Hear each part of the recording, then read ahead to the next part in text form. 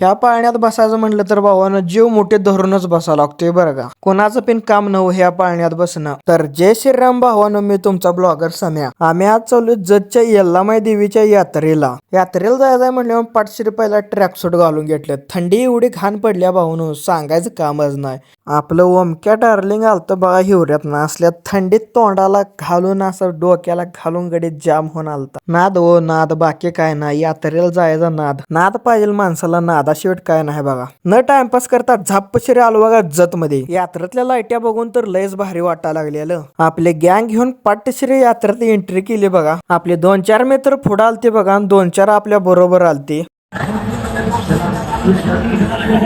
शुभम तोंड ना त्याला तिकीट काढून त्या बिचाऱ्याला गरीबाला त्यात बसवलाय. त्याची गाड फाटणार.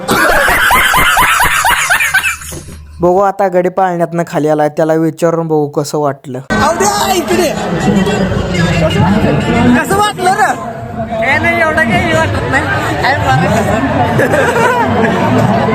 गडी म्हणतोय काय नाही एवढं काय वाटलं नाही, पण खालनं बघून आमची फाटली होती. आता त्यालाच माहिती काय काय झालं वर. तिथंच यात्रेत बघा आपल्याला दत्ताभाऊ गाठ पडलेला. दत्ताभाऊनं काय आता झुमका घेतलेला बघा. काय विषय ते दत्ताभाऊलाच माहिती. दत्ताभाऊला गाठ पडून गेलो बघा डायरेक्ट मंदिरात. देवाजवळ दर्शन वगैरे घेतलं. तिथनं आलो बघा डायरेक्ट वर पाळण्याजवळ. नंतर ना मग जरा पोटा पाण्याचं नियोजन लावलं. मस्तपणे बसून घेतलं बघा. मी इकडे शॉर्ट गेलेलो तेवढ्या त्यांनी चालू केलं बघा. हावरी कुठली रांड्याची गुलाबजामुन पाकच खाल्ली. नंतर ना मग लगेच वडापावचा विषय केला. मस्तपणे वडापाववर ताव मारला बघा. रुको जरा सबर करो, बोला धक्का बुक्की नहीं करने का, आराम से लेने का.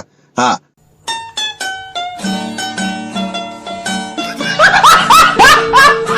हे बघा आमचे गँग असे एकाच्या वरले एक मेंबर आहे, त्यामुळे सुट्टीच नाही हो. आता हे ब्लॉग बघून भाऊचा फोन येणार मला. हे बघा हे आपले सगळे गँग आहे. अर्धी गायब झालती बघा, चुकली होती नंतर ना गावली. हे सगळे आपले टोटल गँग आहे. आणि जरा इकडे तिकडे फिरलो बघा थोडा टाइम. नंतर ना म्हटलं आता रात्रीच्या 12 वाजल्याच्या, आता चला घरी.